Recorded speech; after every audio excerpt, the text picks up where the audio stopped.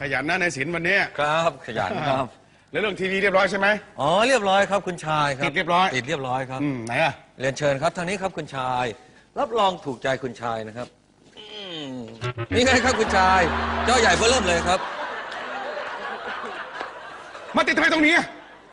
ก็ต้องติดตรงนี้สิครับข้างหน้ามันเข้าไม่ได้มันจอใหญ่ครับสมเกียรติไหมครับจอใหญ่จะพูดยังไงกับแกเดี๋ยวในศิลป์แกบ้าหรือเปล่าเพราะที่ฉันเมาเนี่ยบ้าอะไรเลยครับก็ติดให้แล้วไม่ติดในรถอ่ะมันเข้าไม่ได้คุณชายไม่ได้จอเล็กๆอ่ะจอเล็กๆมันไม่สมฐานะคุณชายนี่ครับปิดเลยไม่ดูแล้วครับไม่ดูปิดเลยปิดอะไรครับปิดกระโปรงหรือว่าทีวีครับปิดทั้งสองอย่างปิดเลยปิดไหนก่อนครับปิดที่นี่ก่อนทีวีเอาล็อกแล้วครับคุณชายไม่เป็นไรไปขึ้นรถเลยไปร้านตัดผมร้านเดิมผมจะตัดผมแล้วครับผมแล้วทีวียังไงครับคุณชายช่างมัน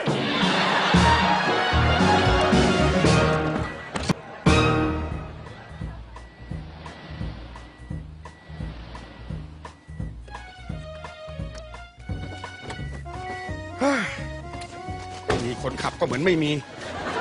ก็จะจ้างแกมาทำไมให้ในศิลป์ก็คุณชายไม่ให้ผมขับเองนี่ครับจะขับได้ไงอ่ะตัดผมแป๊บเดียวตำรวจล็อกล้อแล้วต้องไปเคลียร์ที่โรงพักยุ่งยากกันไปใหญ่เลยแล้วไปจอดทำไมที่ห้ามจอดฮะก็ผมจอดรอคุณชายตัดผมนี่ครับก็ทำไมไม่ไปจอดที่มันถูกกฎหมายอ่ะผมหาไม่เจอครับขับวนนี่วนไปก่อนแล้วผมตัดเสร็จแล้วค่อยมารับแต่ว่ามันเปลืองน้ำมันนะครับคุณชาย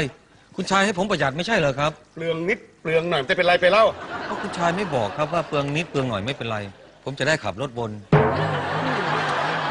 ไปพ้นหน้าฉันเลยไปคุณชายต่างหากครับที่จะเป็นฝ่ายไปครับที่นี่ที่ของผมนะครับผมจะเช็ดรถนะครับเรียนเชิญครับหรือว่าจะสลับตำแหน่งกันคุณชายเอาไหมลองมาเช็ดรถดูไหมครับคุณชายให้ผมขึ้นข้างบนมั่งดีไหมครับลองมาเช็ดดูไหมมันถึงเวลาแล้วที่คุณจะพบผู้ชายดีๆประธานโทษครับคุณชายครับครับนายศิลป์ครับผมเรียบร้อยใช่ไหมคุณชายครับชุดนี้ผมว่ามันไม่แปลกไปหน่อยแล้วครับไอ้ตาถั่วนี่ชุดหลายหมื่นมีตาหามีแววนะเนี่ยไอ้นี่ตาไม่ถึงนะอย่าพูดไปก่อนเข้าใจว่าเข้าใจแล้วที่ฉันสั่งให้ไปเอากล้วยหอมมาฉันจะทานบานาน่าสปริตเรียบร้อยใช่ไหมเอามาแล้วครับนี่ไงครับกล้วยเลยก็ดูเองสิครับคุณชายนี่มันกล้วยน้ำว้ากล้วยหอมที่ไหนไอ้แยะผมว่าแล้วคุณชายต้องพูดอย่างนี้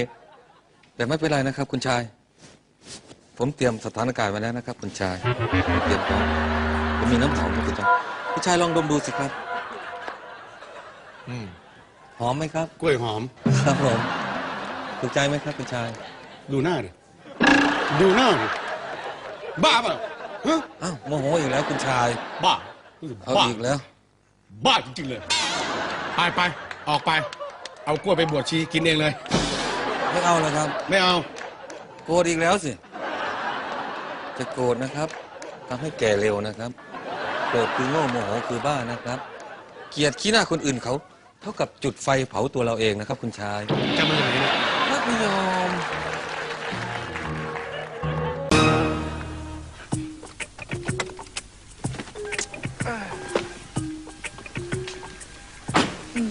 ไปไหนของมันวะพี่ชายใหญ่ครับเดือนนึงเนี่ยสินมันขับรถให้พี่บ่อยไหมฮะสัก2 2 อาทิตย์เหรอครับ2 วันนี่มันหายไปไหนแล้วเนี่ยโน่นวิ่งหน้าตาตื่นมาแล้วเนี่ยหายไปไหนมาวัน2 วันจะทำไม่งานผมไม่ได้หายไปไหนนะครับผมไม่ได้ทะเลถลายนะครับผมไปทำงานให้คุณชายเล็กต่างหากครับทำงานให้คุณชายเล็กครับทำอะไรก็เมื่อวานคุณชายเล็กบอกว่าจะกินไก่ทอดหาดใหญ่ไม่ใช่เหรอครับใช่นี่รอกินแต่เมื่อวานแล้วนี่ยังไม่ได้กินเลยครับเนี่ยผมเพิ่งนั่งรถทัวร์ไปซื้อที่หาดใหญ่เพิ่งกลับมานี่ครับผมนั่งรถทัวร์ไปซื้อที่หาดใหญ่เพิ่งกลับมานี่ครับนั่งรถทัวร์ไปซื้อไก่ทอดที่หาดใหญ่ครับผมโอ้ตายแล้วไอ้เบื่อทำไมล่ะครับถ้าเขาจะกินอย่างอื่นถ้าอยากจะกินไก่ย่างวิเชียรบุรีนั่นน่ะดิผมก็ต้องไปซื้อที่วิเชียรบุรีสิครับถามได้ไปเรียนตั้งเมืองนอกเมืองนาถามไม่น่าถามคำถามอย่างนี้เลยครับ แล้วถ้าพี่อยากกินลาบยโส โ โอ้ที่นี่ไม่ยากเลยครับใกล้ๆบางแคนะครับมีอยู่ร้านหนึ่งร้านเขาดังมากนะครับ ชื่อร้านอะไร โรงลาบยโสธรครับ ข่าวเขาไว้ว่าร้านนี้มันอร่อยจริงๆนะ อาหารก็ไม่เท่าไหร่หรอกครับ แต่ว่าจะขึ้นชื่อเรื่องเจ้าของร้านครับหม่ำจุกมกครับ โอ้เขาใจดีเหรอ เค็มเด็กเสิร์ฟนะครับเด็กเสิร์ฟคนไหนสวยๆมาเนี่ยจะขอเบอร์โทรพอถูกใจก็ซื้อบ้านซื้อรถให้นะครับพอไม่ถูกใจก็ไล่หนีครับ อย่างนั้นแหละครับ เป็นนิสัยเป็นเขาเลยก็ว่าได้ครับ ดีนะครับที่ว่าจับไม่ได้นะ อาจจะเป็นเรื่องใส่ร้ายป้ายสีเขาละ ไม่ มั้ง ได้ใส่ร้ายไปถามไอ้สินดูเลยครับไอ้สินลูกน้องไอ้หม่ำเนี่ยมันรู้ดี ชื่อเหมือนกับเราด้วย โอ้ใช่ มันบังเอิญชื่อกับเรามันชื่อสินหน้าตาหล่อทุกคนเหรอครับ ไปทำงานซะไป ครับผมตกลงจะกินไหมครับ เอาไปกินเถอะเดี๋ยวพรุ่งนี้กะว่าจะกินข้าวผัดอเมริกันซะหน่อย โอ้โหอย่าลำบากผมอีกเลยครับผมไม่มีตังค่าเครื่องบินครับ ชื่อที่อเมริกา อเมริกาเลยท้องกระพัดอเมริกา ดีนะ ทีหลังสั่งมันให้ชัดเจนด้วยนะชายเล็ก ครับ ดีไม่สั่งพระกระโดดกำแพงมันต้องเอากำแพงกับพระมาโดดตรงหน้าบ้านเราเนี่ย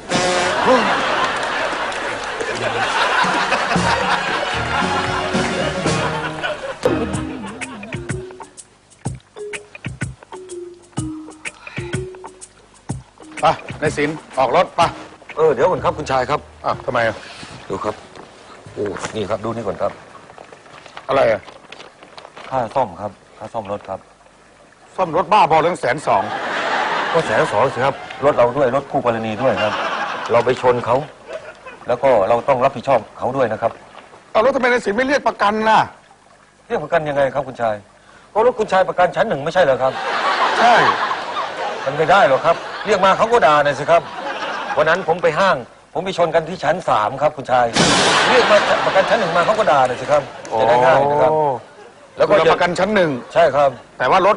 ไปเฉี่ยวกัน ที่ชั้น 3 ที่ ครับ ชั้น 3 บนห้าง ครับผม ก็เลยเรียกชั้น 1 ไม่ได้ ไม่ได้สิครับเรียกเขาก็ด่าหน่อยสิคุณชายต้องไปประกันชั้น 3 แล้วก็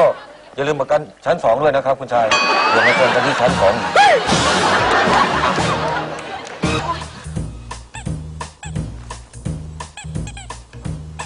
ประธานโทษครับมาแล้วขอรับคุณชาย กำลังดีเลย ครับผม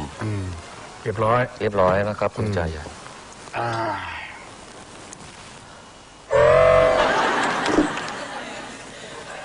นี่อะไรเนี่ย อ๋อเป็นสาคูไส้หมูนะครับอันนั้นสาคูนะครับ อันเนี้ย อันนี้ไส้หมูนะครับเรียกว่าสาคูไส้หมูนะครับถูกใจใช่ไหมครับ สาคูไส้หมู ครับ นี่ไส้ตันด้วยนะ ไส้ตันไม่ได้แล้วสาคูไส้สุกรไส้ตัน สนุกจริงเว้ย ถูกใจ โอเคสายจีนเอาไปกินเองอะนะไป ของดีๆอย่างนี้คุณชายให้ผมได้ เอาไป ง เลยเอาไปกินเลย ขอบคุณมากมากๆครับเป็นเกียรติอย่างยิ่งครับคุณชายสุดยอดครับคุณชายขอบคุณครับขอบคุณมากผมจะไม่ลืมบุญคุณชายเลยครับ แอนตาซิน ทำไมล่ะครับ บ้าเลยสาคูไส้หมูบ้าเลย เอ้าเมื่อกี้ยังแอนตา ผม ซิน หมายถึงหมูสับไม่ใช่ไส้หมู หมายถุง หมายถึง คุณชายนี่ยังลำดีนะครับหมายถึง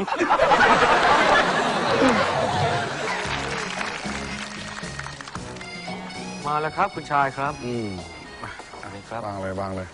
ครับนี่คืออาหารจานเดียวครับคุณชายครับ เปิดสิ ครับคุณชายมีทั้งคะน้าหมูกรอบผักบุ้งไฟแดงไข่ดาว แล้วก็ขนมนมเนยอยู่นี่นะครับเต้าส่วนก็มีนะครับลาบต้มส้มตำก็รวมอยู่นี่หมดแล้วครับคุณชาย เป็น อาหารจานเดียวนะครับ